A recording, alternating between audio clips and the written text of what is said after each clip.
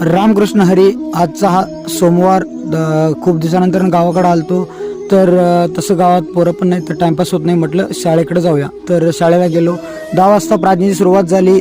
प्रार्थना एकदम मस्त झाला. पसायदानानं प्रार्थनेची एंड झाली.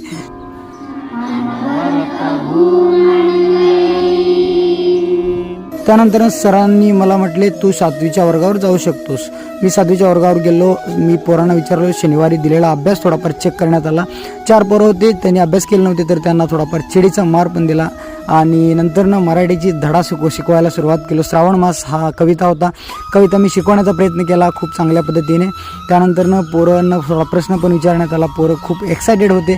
तर त्यानंतर जेवणाची सुट्टी झाली. आपले परममित्र सोनू पाटील यांच्यासोबत थोडाफार पोरांसोबत गप्पा गोष्टी, भाताचा आस्वाद घेण्यात आला, भोजनाचा आस्वाद घेण्यात आला. त्यानंतर सर म्हटले तू 4थीच्या वर्गावर जा, 7वीला मला शिकवायचं आहे. त्यानंतर मी 4थीच्या वर्गावर गेलो.